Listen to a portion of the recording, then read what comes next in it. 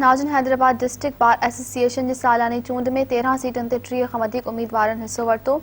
उन मौक़े ते वकीलनि पारां मेहरा टीवी सां पंहिंजा वीचार वंडिया विया आहिनि। अचो त ॾिसूं था। हैदराबाद में सिंध बार काउंसिल जो चूंडियल मेंबर आहियां। अॼु डिस्ट्रिक्ट बार एसोसिएशन हैदराबाद जा इलेक्शन जेके सालियाना इलेक्शन हुअणु घुरिजनि, पर असां वटि बदकिस्मतीअ सां कराची खे छॾे सिंध जे बाक़ी ज़िलनि में इलेक्शन कॾहिं बि टाइम ते कोन थींदा रहंदा आहिनि।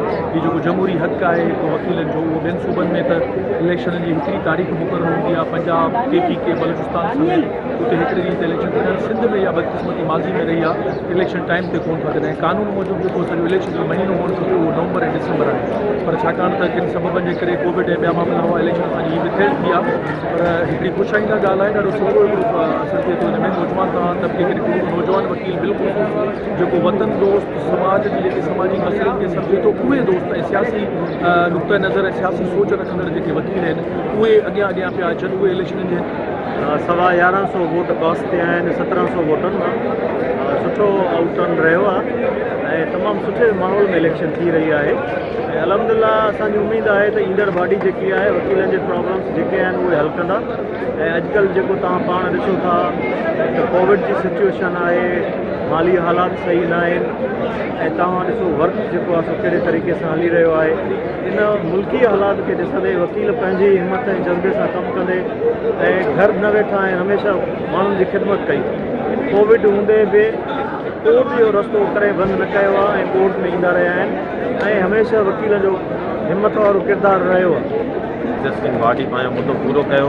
नई बॉडी जेको आहे अची रही आहे, जंहिंमें असां यंगस्टर्स पंहिंजो ब्लॉक ठाहे करे जेको आहे बीठा आहियूं। ॿारूं पॉलिटिसाइज़ थियण ॾांहुं वञी रहियूं आहिनि, जंहिंखे रोकण लाइ असां यंगस्टर्स पाण में ॿधी करे इंशाअल्लाह हिन दफ़े इलेक्शन जा टोटल सीनियर चेंज करे ॾेखारींदासीं ऐं टोटल असांजो मामिलो थींदो। असांजो विजन इहो आहे त कानून जी बालादस्ती रहे। असांजो विजन इहो आहे त सुपरमेसी ऑफ लॉ रहे ऐं कानून खां मथां अमल सोसाइटी में न थिए। ऐं असां पुरुमीद आहियूं जंहिंमें असांजा जेके बि ग्रुप जा चूंडियल दोस्त आहिनि उहे तमामु वॾी अक्सरियत सां खटींदा। ॾाढी ख़ुशी थी रही आहे असां वटि इलेक्शन में जमहूरी हक़ आहे वकील पंहिंजी मर्ज़ी सां पंहिंजा नुमाइंदा चूंडे सघनि, जेके उन्हनि जे मसइलनि में उन्हनि जी आवाज़ थियनि, ॿार जे मसइलनि खे, वकीलनि जे मसइलनि खे हल करे।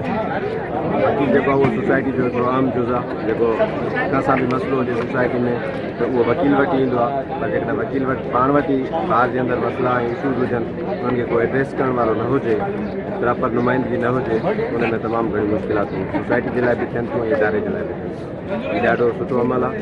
असां वटि अॼु इलेक्शन थी रही आहे ॾाढे सुठे। असां जेको प्रोसेस आहे हिकिड़ो कॉन्स्टिट्यूशनल प्रोसेस आहे जेका हमेशह हर साल थींदो आहे। जेके अचण नवां दोस्त आहिनि पंहिंजे वर्क सां कंदा आहिनि। असीं हींअर उमेदु रखूं था जिन दोस्तनि जेके नवां ईंदड़ आहिनि, जेके नवां इंशाअल्लाह कलाक ॿिनि ॾींहंनि थोरे ॿिनि नवां दोस्त कमु कंदा उन लाइ, ऐं जेके वञण वारा उन्हनि खे बि थोराईंदा आहियूं जिन वीचारनि पंहिंजे 200 आवर जेको कमु करे सघिया ऐं उन्हनि बहितरीनु कमु कयो।